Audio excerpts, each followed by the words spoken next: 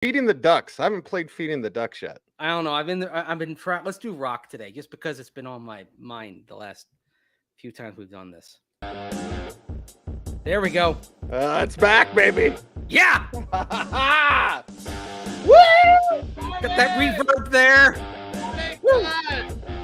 Party time. Excellent.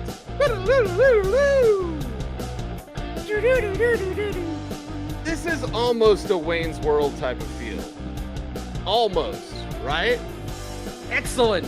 Party time. Party on, Wayne.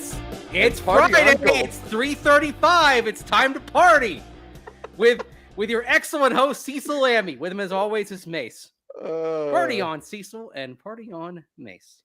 That's correct. That's right. It is a mess around Friday. I don't think we say the other word. We already mess around on Friday because, well, it's a feel-good Friday to be sure, and it's an OTA leftover Friday to begin with. But before we start, Andrew Mason, what's your favorite leftovers?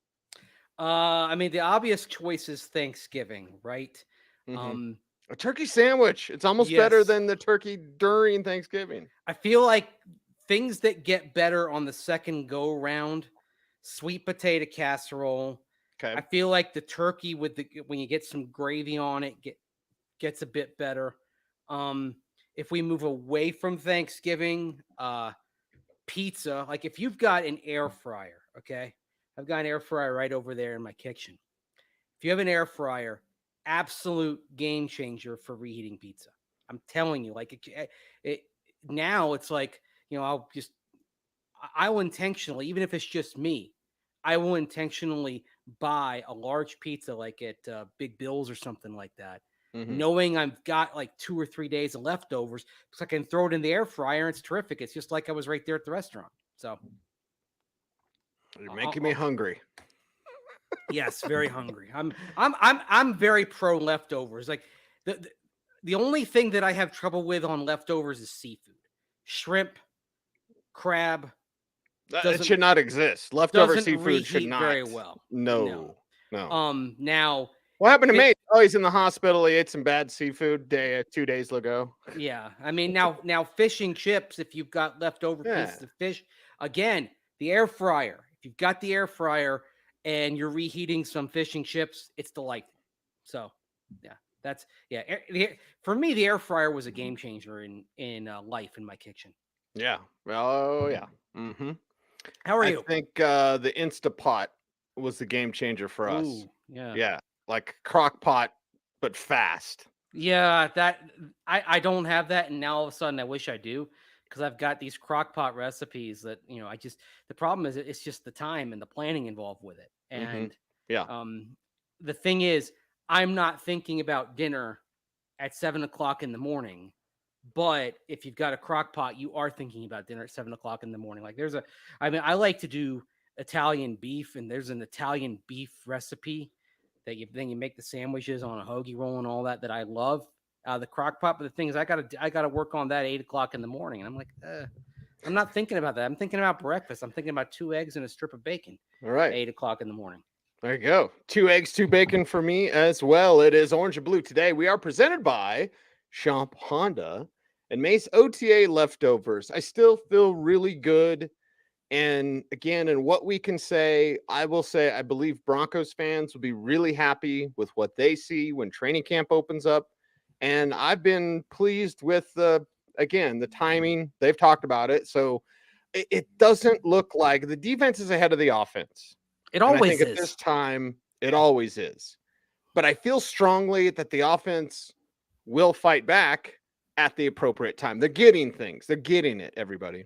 I would say that even yesterday, I thought there was some nice fight back from the offense at times. And that's not to say it was consistent. It wasn't. But again, I think let's take a look at where this offense is in terms of installing things and getting it right. It's week 2 of phase 3 of OTAs, and they didn't even get in the classroom for the first 5 weeks of OTAs during phases 1 and 2. They just ran and lifted. They were focused on conditioning. And I think we'll see the results of that bear themselves out over the next few months. I mean, I'll tell you this. a guy that we talked about yesterday and Sean Payne talked about yesterday, Greg Dulcich. If he stays free of the hamstring problems that dogged him last year, then that is going to be one very tangible example of how the focus on running and lifting and conditioning rather than doing anything else in those first 5 weeks will have helped the Broncos through this process. Yeah, and the defense definitely still has their swagger. Yes. Dare I say they might have more swagger because the offense can put up a better fight. You're not going to be a bully. You're not going to brag about stuff if you're pushing around some offense that can't get it right. But because this offense can fight back, the defense now seems a little more vocal and vociferous. And I'll tell you what, that swagger, it's not just the guys on the top line of the depth chart either. No. It's younger guys. Don't say it, but I know the player you're talking about. You know the play exactly. There's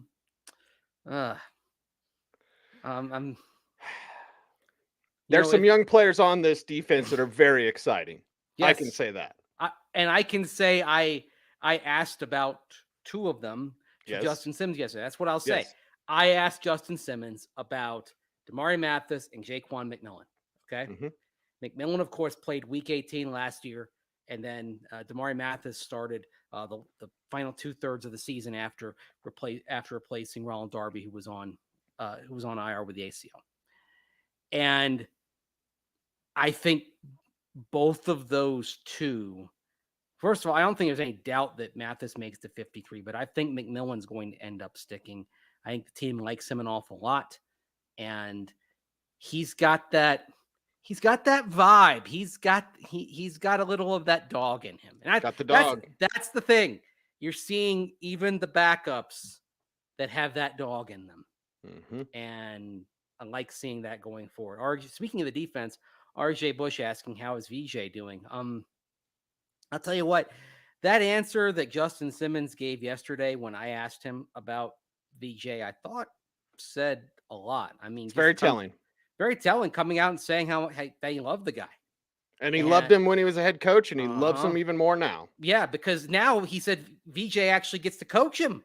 When you're a head coach, you're kind of coaching the coaches a lot. You're overseeing things. Yeah. You get to be a coordinator. You get to coach the players more. And I think, maybe this is a case of water kind of finding its level and VJ kind of finding his correct spot in things. Not that he won't be a head coach in the future, but I think he's able to do the things that he does best, better as a coordinator than he was as a head coach in those 2 years here. The other interesting thing about VJ and what he's doing is I did ask Justin about where things stand schematically, and he said it's really early. We're still trying to kind of figure things out. So the question is is it going to look more like when it was here with VJ and Joe Woods, which was, a lot of man? Is it going to be more like it was with Fangio and Evero, which is a lot of zone? They're still figuring that out, which you and I discussed yesterday. That's exactly what you want to hear, because it means you're going to tailor what you do to the strengths of what your players are. And right now you're finding out what those strengths are. Yeah, and I don't want to sound like a VJ apologist, but I want to remind people he had no power as a head coach. He had no power, and he didn't have a quarterback, and it was forced upon him, the quarterback that he did have, the situation he walked into. What does an empowered Vance Joseph look like? I think it looks like a future head coach. And I think we saw a glimpse of that last year on Hard Knocks when you saw him addressing the defense over the course of those weeks. And look, Vance Joseph had more NFL head coach vibes than Cliff Kingsbury, the actual head coach of the Cardinals, did. It was interesting that Justin said he's the same VJ. And I think by that, kind of the same person, but what I saw in those sessions with the Cardinals that we were shown during the course of Hard Knocks on HBO showed somebody who definitely had, to use his term, had more juice up there, talking to a huge group on a football team. So, yeah. Edward wants a code book. I'd say this, to stick with our Wayne's World vibe, we could do it in Cantonese. Zang. Ding hi, Kierkegaard. Sing hi, Dick Van Patten. And our guy Detroit Mission Yeah. Control says, without being specific, are you allowed to tell us how the offensive line looks? Well, I wrote about it at denversports.com in my OTA observations, which you can read right now and subscribe to that Denver Sports Daily. Third down shows that work needs to be done. Yeah. I'll say that. And as I've said on air before, like, hey, get ready for some holding, everybody. One, Garrett Bowles does that anyway, and Mike McGlinchey's even worse at holding. So yes, third down work, and Sean Payton did talk about that, so I feel comfortable talking about it. Sean Payton said, hey, you're putting pressure on. And that pressure, it got there sometimes. So a work in progress. Hey, it's second week, OTAs, right? This is their sixth practice or whatever. So, like, yes, it's going to take time for this line to gel. It is, and this is where I actually just got done talking on the drive with D-Mac and Orlando Franklin just now before I popped on this show here.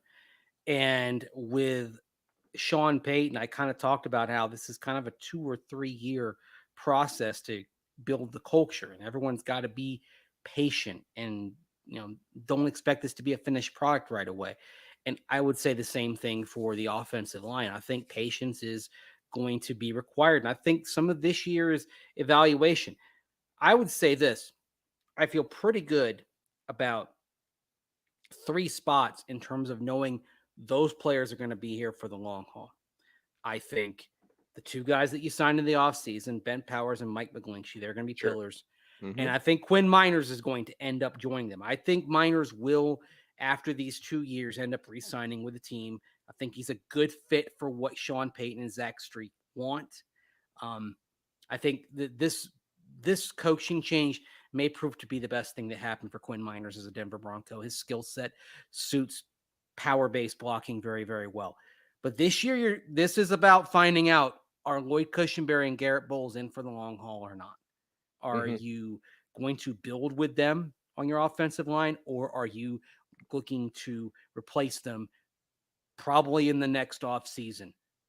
That's part of building this line. It's part of what you're going to find out.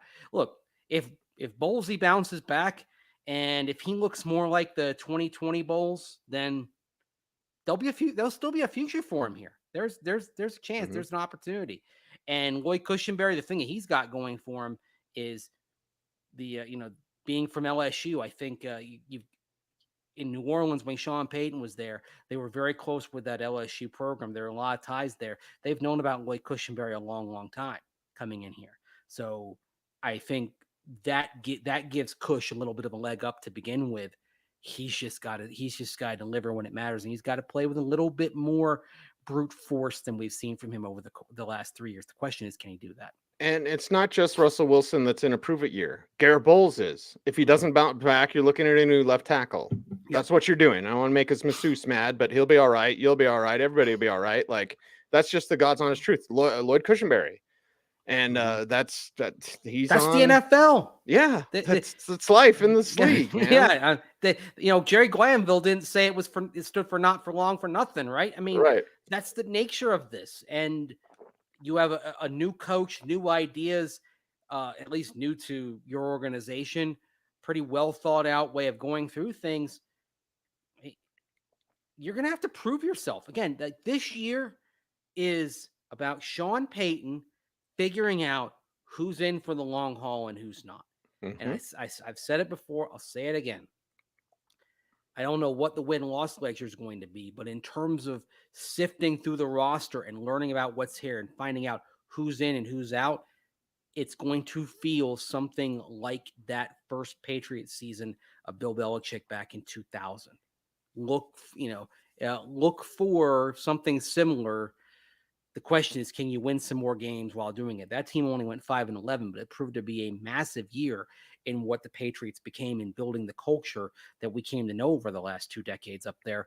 And Sean Payton talked about culture yesterday. Oh, and I will say this, about culture. And I love it. I dig it. I want more of it. I like it. I like it. I love it. I want some more of it.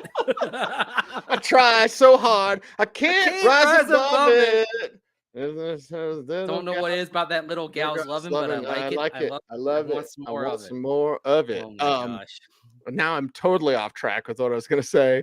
Um, Oh, sure. Sean Payton mentioned I it over and think over. there's going to be a ledger, and I think even in a loss, there are players that can get W's. So there's going to be W's and L's, and we'll keep track of them. And are they 10-7 or 9-8? Don't make me do math yet. But I feel there is a more important ledger. It's the internal documentation of, did this player win on that rep or this game? Even if the team loses or wins, you could win, and there is a player that could lose on the day. Mm-hmm. That's it. You know what? It's not something we really talk about in football. It seems that's something you see a lot of in other sports. I think you see a lot of that in baseball, for instance. But in baseball, it's pretty obvious because baseball, by its nature, it's a sport of individual confrontations, right? Batter versus pitcher, and we see a lot of that. Your team could lose 10-4, but if you went 3 or 4 with with a couple of extra base hits, you won the day, right? You won your day individually. Mm-hmm. There'll be the thing is in football, it's not necessarily as obvious, but it's going to be there. And I do agree. I think you're going to see kind of some internal charting of that. They're gonna know. They're gonna know who's really responsible for what success they have and who's not. Mm-hmm. Um, and the other thing also, as they go into that process, it will be much more draft centric in future years than it was this year, and that's something that comes from the top. That was something that Greg Penner mentioned at the league meetings in Arizona about the spending spree, that they were happy to do it to help build the roster, but it was a product of not having draft capital. So even how they go about building things in future years, it's going to look different and have more balance than it did this past offseason. Walmart knows a thing or two about being cost effective. Orange and Blue today, presented by Champ Honda and Mace. I feel like we're in Red Dead Redemption together, and we're trying to stop the runaway train. So we're both pulling on the brake. This Dulcich stuff is out of control. I won't get into the fantasy angle of it.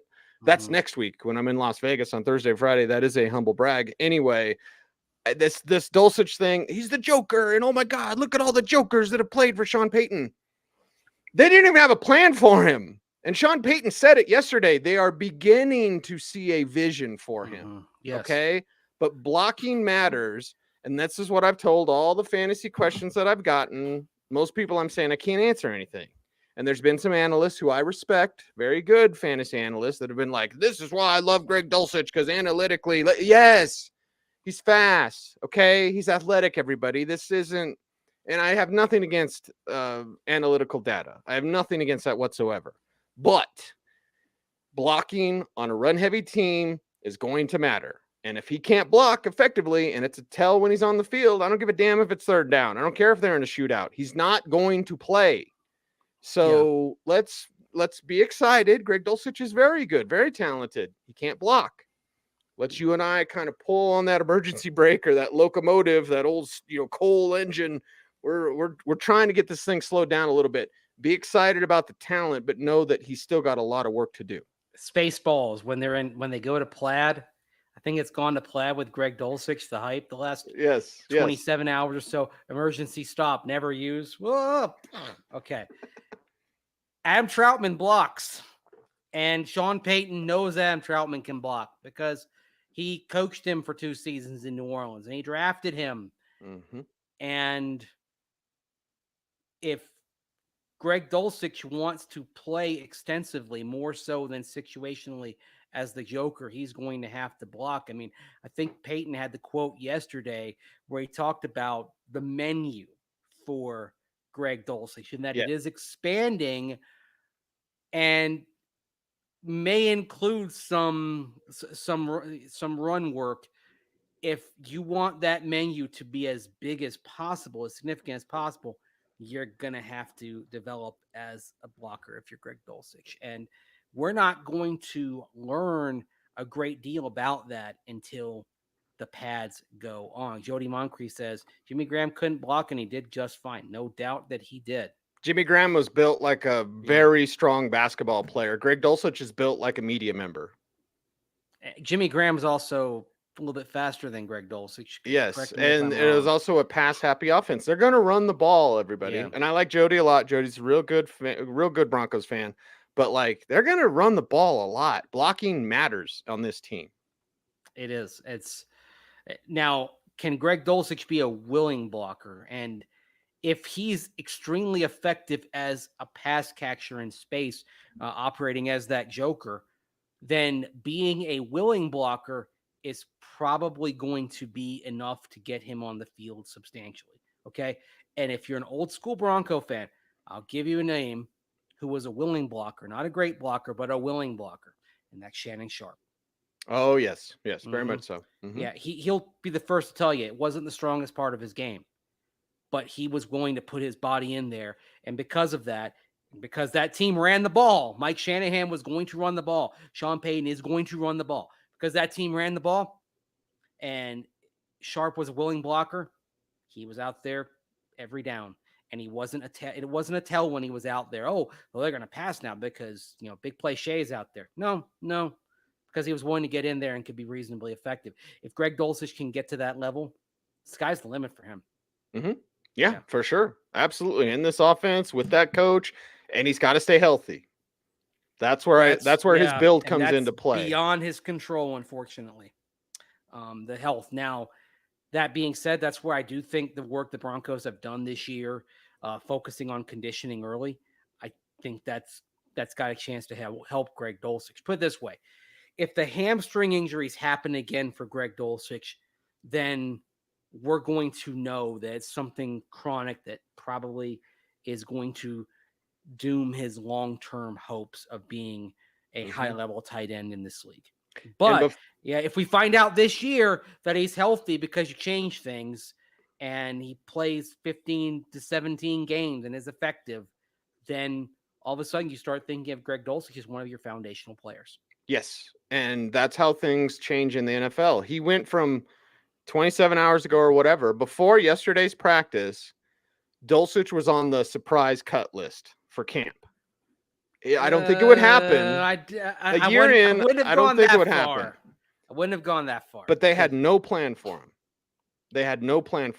Sean Payton admitted that yesterday by saying, like, we're beginning to see the vision. Yeah. And everything's expanding. The menu. So he seemed pretty excited to talk about him, though. He did. He really did. Yeah. And I think it's Dulcich proving himself to Sean Payton, which is what he needs to do. And the thing is, he's proving himself, but also when you look back that Sean Payton a couple of months ago, didn't have an effusive response when asked about Greg Dulcich. It was almost flippant. Yeah, you could say that. I think, but certainly it was very much. He talked. If you asked him about Jarrett Stidham, you got much more than you got on Greg Dulcich.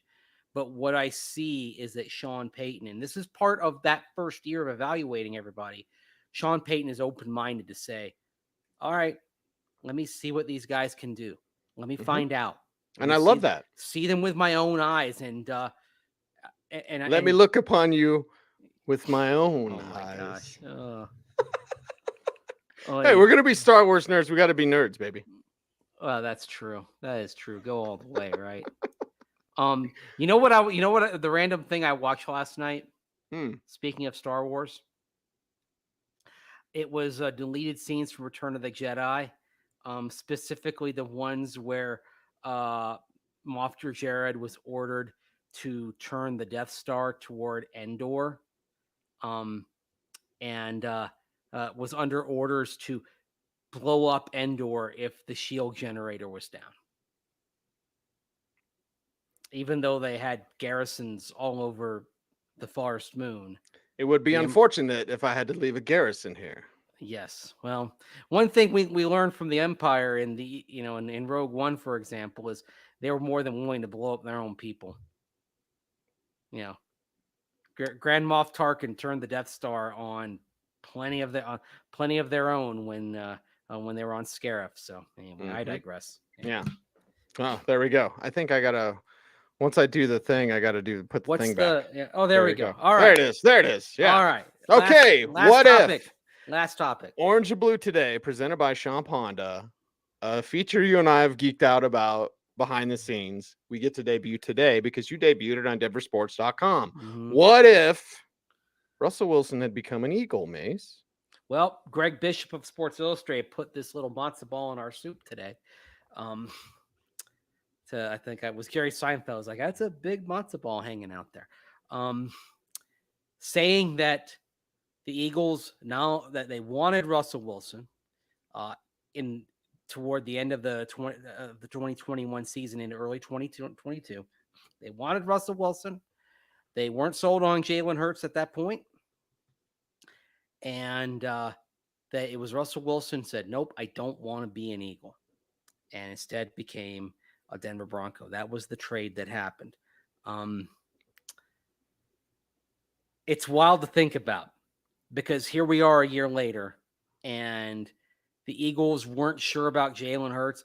They were even thinking about taking a quarterback last year in the draft, but ultimately they decided, let's find out about Hurts and give him weaponry to work with and see if he can take it to the next level. That's why I love Howie Roseman. And he did. And he did. Yeah. He gave Jalen Hurts a shot. And you know what? I will say this. There are people who are still Drew Lock defenders out there. Mm-hmm. And yeah,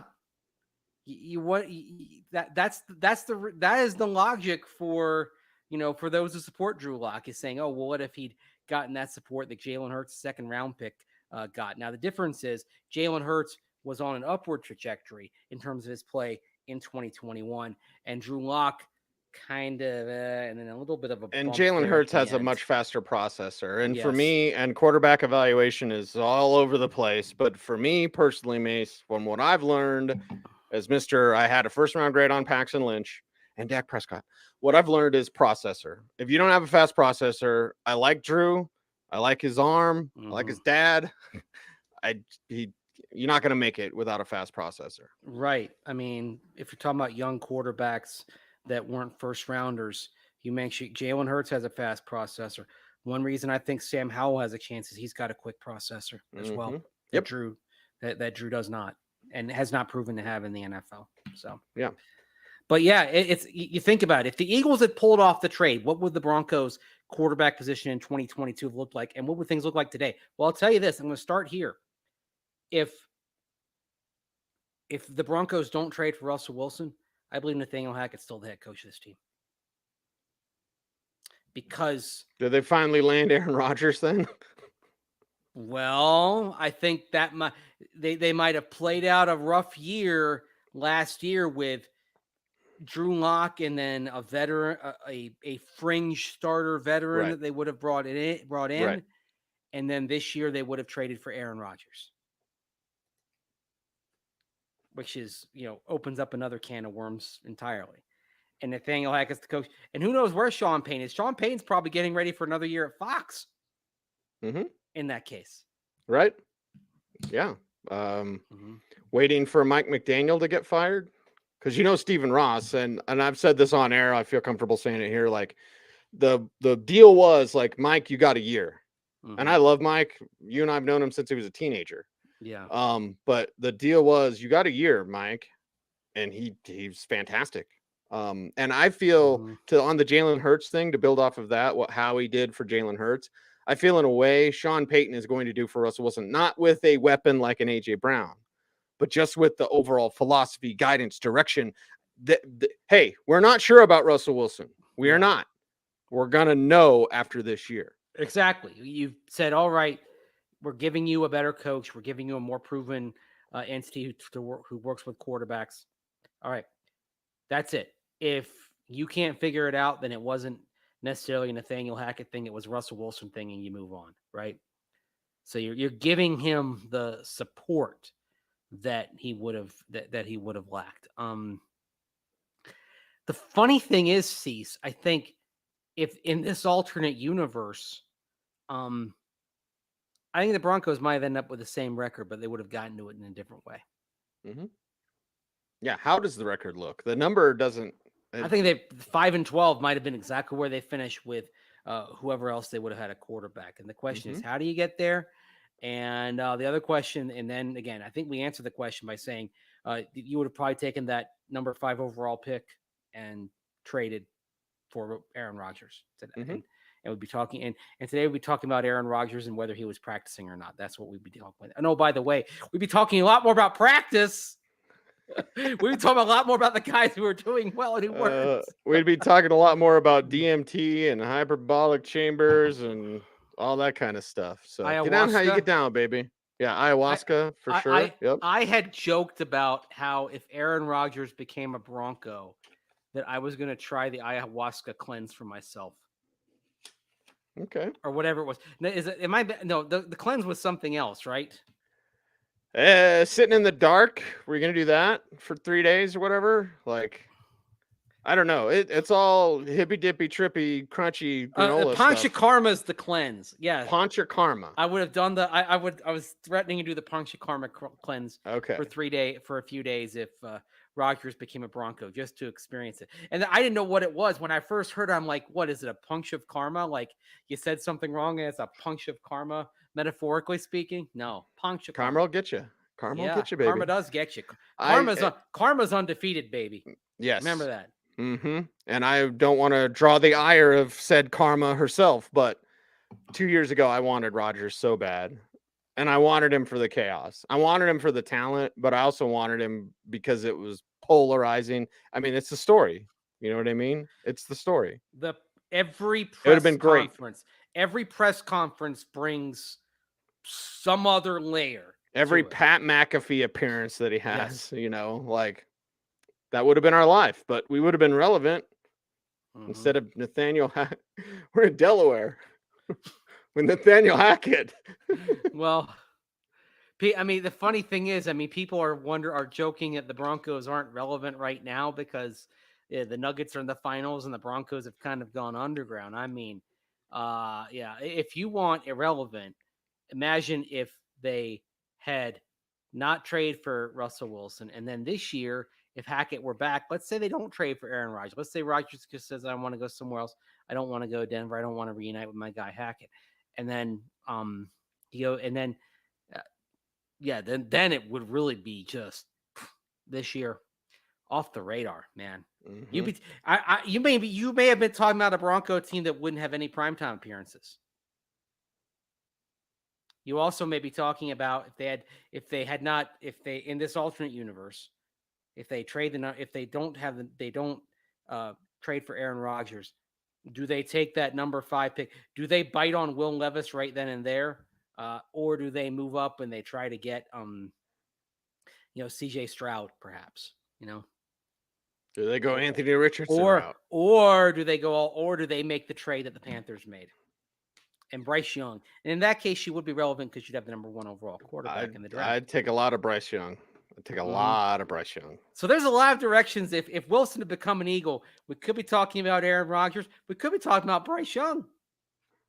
But we'd be talking. But you said Will Levis, so I got to show this. Yeah.